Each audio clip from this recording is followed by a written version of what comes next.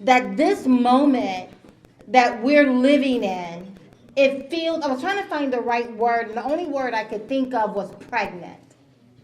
Like something is about to be birthed.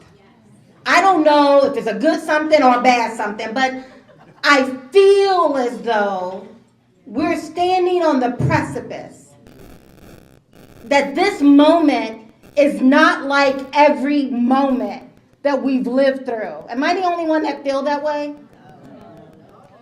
It's been a call on my heart, like a pounding at the door of my heart, that this moment is not like every other moment.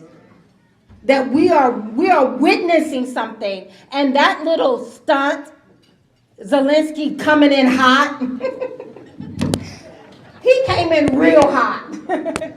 And praise the Lord that we now have leaders with a backbone, made of something a little bit sturdier than ear cartilage.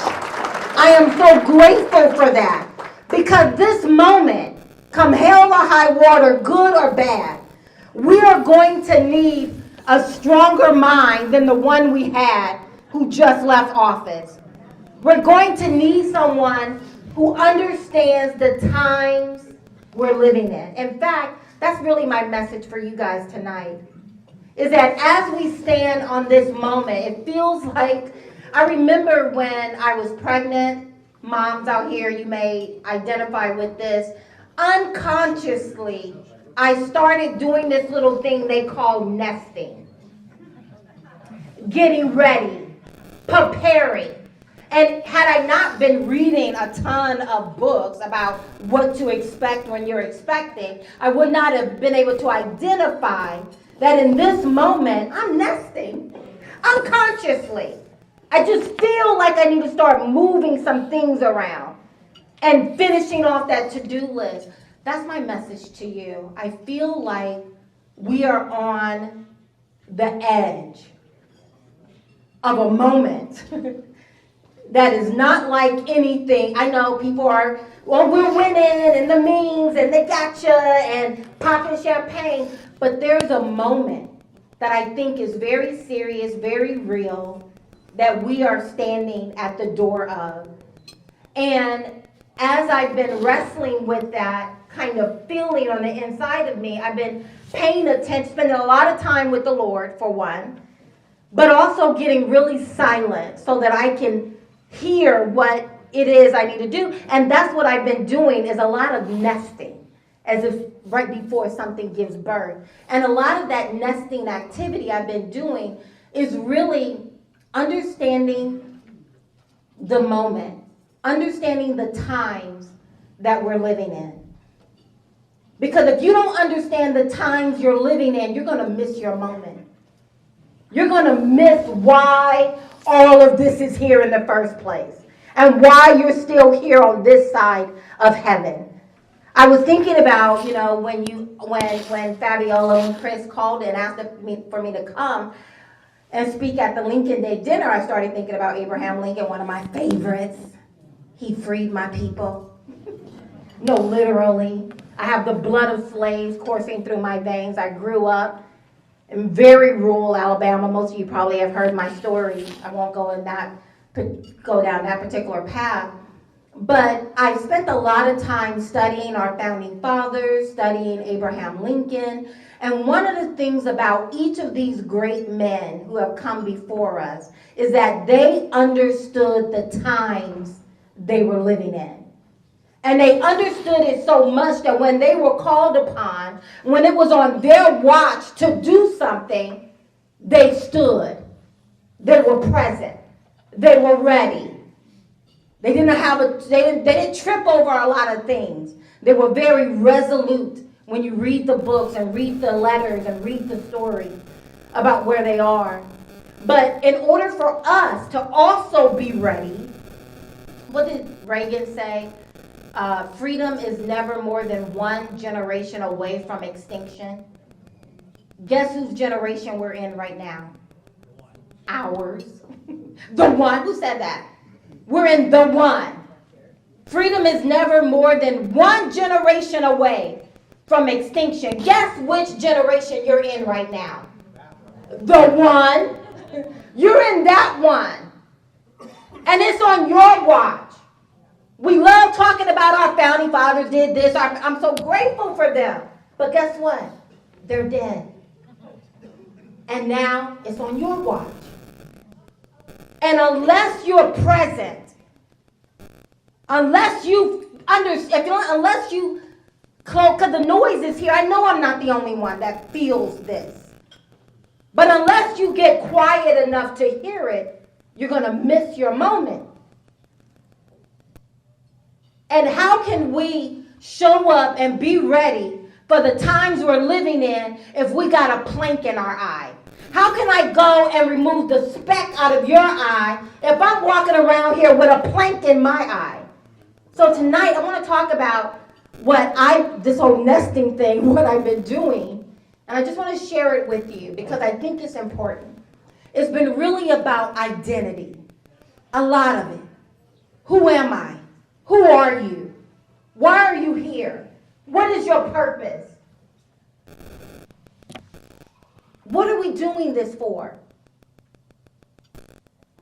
Understanding that. And the first thing, I love history. I've read a lot of books to my children. One of them, and I put it in my purse. I was going to open it up and crack it open and start reading it as we were driving here. But it is Marcus Aurelius. Y'all know him, one of the great emperors. And I'm going to try to get this quote right. I keep forgetting it. But he says, do you remember? If you want to live, the quality of your life is dependent upon the quality of your thoughts. If you want a great life, look at your thoughts. Your thoughts make up the content of your mind. And wherever your mind goes, the rest of you is going to follow. This is a great man, one of the greatest emperors of Rome, and he kept a diary. And in that, I'm paraphrasing it, but the quality of your life is dependent upon the quality of your thoughts. We need to grab our thoughts. If your thoughts are nothing more than 5 hours of playing Candy Crush and 2 hours scrolling on Twitter, you're gonna miss your moment. Because your mind is not going to be ready for what is going to be demanded upon you. And yes, Donald Trump won, praise the Lord. But he can't do it all by himself. If we've learned anything from 2020, is that he can't do it by himself. We're going to be like leeches and we're going to drain the man. I remember 2016, Donald Trump won. I'm like, yeah, he got that. And every time Democrats did something crazy, be like, yeah, Donald Trump, he got that. It's going to call upon you. But how can you show up and be ready for your moment? If there's a plank in your eye, you've done no work in nesting and cleaning up your thought life, figuring it out, who you are, why you're here, what are you supposed to be doing. And if you're spending 20 hours on Facebook every day, because you're supposed to be working, but you're not, I know, I'm there too. Then what are you filling your time with? Secondly, on the door of my room, of my office, and I wrote it in the books, those who purchased it, I have stenciled upon my wall a quote from Frederick Douglass where he said, knowledge makes a man unfit to be a slave. And if you know his story, you understand the power of that. Once you know, you can't unknow. Now I know. You were saying earlier, once you see, what is your name again? Kasaya. She is new to the Republican Party, always conservative, but just joined her and her husband. Y'all stand up. Stand up. Come on, come on, come on. This is the future of the party. They just joined. When this is over, do a beeline. He's an air traffic controller. We never knew how important that job was until about a month ago, right? He's going to leave soon, so y'all do a beeline. Welcome them. Show them love. Thank you so much.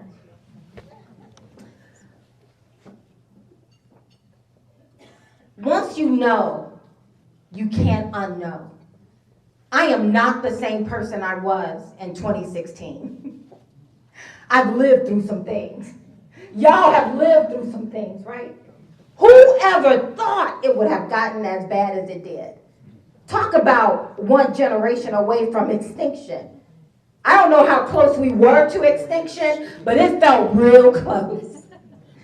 These people are not playing with us. Let me just pause here for a moment. These people are not playing with us. I was, by the grace of God, after my run, I don't know if you guys know me, I'm Kathy Barnette. I ran against Dr. Oz, Dave McCormick back in 2022. I'm that girl. And after that race, yeah, I was pissed, licking some wounds. But I remember having a fork in the road moment. And I tell you no lie, I could hear the Spirit of God say, so, are you going to be bitter now? I had every right to be bitter. They lied. And they stole an opportunity that was mine. I could have stirred that pot up until, I could have been like Zelensky, 7 years later, still stirring that pot. But look how crazy he looks, right? We're talking about tomorrow. He's talking about 8 years ago, right? Looking crazy. And because I believe, I decided I won't be bitter. The reason I got involved in politics are still my reason. I love my country. I believe the overwhelming majority of the leaders we have suck, and I think we can do better. That was the reason why I ran. That's the reason why I stayed involved. Those are still my reason. I love this country. I want to see us do well. And because I did not stir the pot, but decided to always see the glass half full, Vivek Ramaswamy messaged me, and we started hanging out. And I was the first person he brought onto his campaign. And when we started, he was at 0.0 in the polls. Now look at him. And I'm grateful to have had a part in that. But as we were traveling around the nation, because if you listen to mainstream media and Twitter, you think our nation is divided 50-50. You think, how in the world are we going to overcome all of this hatred and vitriol? You know what I discovered as I was traveling all across the nation? We are not as divided as they would have us to believe. There is a division, but it's more like 80-20. The 80% on our side. The problem is that the 20%ers, these people they've learned nothing since November. They are completely unrepentant. I spend a lot of time in DC right now. These people are completely unrepentant. They have learned nothing. And if we don't figure out who we are individually and who we are as a party, we're going to miss the moment. And in 2026, these people are going to come back like a bad case of herpes. They are not, I don't know what that feels like, but I'm assuming it's hot. They are not playing with us. Do you see? We're now discovering that they sent $50 million to Gaza for condoms. We're discovering they spent $20 million on a Sesame Street in Iraq. They spent $37 million on a transgender opera in Peru. They spent $32,000 on a DEI musical in Ireland. We just found out they spent $59 million for 1 week of hotel stay for illegals in New York. We just found out they spent $122 million going to an organization with direct ties to Hamas, Hezbollah, and Al-Qaeda. And you know what bulldog face Maxine Waters is doing? Y'all know her face looks like it's sliding. I don't care. I'm not running for office right now. But these people are literally holding rallies, trying to get us to feel bad that the people who's been defrauding us and scheming us and stealing from us are getting fired. Talk about tone deaf. Talk about not understanding the crowd. They are unrepentant. There is not a bone in their body. The only thing they're pissed about is that you're aware. Our founding fathers, and Abraham Lincoln and so many others up and down that spectrum, they were not marble statues. They were flesh and blood. But they understood the times they were living in. And when they saw it, they stepped forward at great cost. But they were ready. I have basically went to every single one of their homes, our founding fathers in Philadelphia area. And when you walk into their room, the docent meets you at the door. And almost always, invariably, to the left, they show their library. And these were rooms, and they would say they had books from the floor to the ceiling, and they read all of them. So going back to what Aurelia said, the quality of your life is going to be based upon the quality of your thoughts. Do better. We all must do better. Oh, wait a minute. Give me like 5 more minutes. I'll wrap it up. Secondly, I'm going to go real quick right here. Secondly, know your children. Don't stop sending your children out here in the world like blank checks for other people to write on. For other people to write their agenda on your children. They got your children fighting the hard fight for Hamas in these universities. They got your children out here cutting off breasts, chemically castrating themselves. They got your children out here welcoming and trying to get in more illegals, literally destroying their own futures. But it's because we as parents got to do a better job of making sure our children understand their identity. Who are you? Know who you are. Know why you're here. It's not the school's job to do it. It's your job as a parent. And all of these young people spending their whole lives on TikTok. It's not real world. These people are lying. They're miserable when they get off. My background is finance. I love balance sheet. That's just a snapshot in time. You don't know what happened after they took that photo on Instagram and what happened right before it. It's not real. But stop sending your children out here like blank checks for other people to write on. They're looking for a purpose. Show them that purpose. Lastly, stencil across my wall, Frederick Douglass. Knowledge makes a man unfit to be a slave. But you know what I've learned recently? Is that knowledge without courage is still slavery. I remember being out here. Everybody looked at me like I'm the radical one when I said there was only 2 genders. People looking at me like I'm the crazy one. I'm like, I know I'm not crazy. And I am not going to stand here and give an inheritance to my children as if I don't know what a boy is and what a woman is. I refuse to do it. And of course, they malign me being hateful and yada, yada, yada. I already knew boys should not be competing with girls. I already knew that. And prepared my family that if I see a boy on the track with our daughter, I'm not going to be the only one feeling uncomfortable. I'm going to make it my business to make them feel uncomfortable, right? Oh, no, but they labeled me. I'm a phobic, I'm a this, I'm a that. I don't care. I don't care. And I never will forget when someone said, thank you for having so much courage.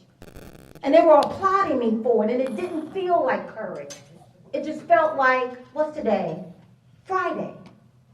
It just felt like another Friday. Like, this is true. I have the blood of slaves coursing through my veins. I refuse to willingly be a slave. There were a lot of opportunities over these past 8 years when we needed more people to have a backbone. And And to say the obvious, trust me, a moment is coming. And you are going to have to pull out that backbone that's been stored in your closet. And you're going to have to put it back in and arrive for the moment. And I leave you with Reagan one more time. Freedom is only one generation away from extinction. What generation are you in right now? That one. That one. Thank you, guys. If I don't see you again, take care of yourself, love your family, hold your children, get involved. Thank you. Thank you so much.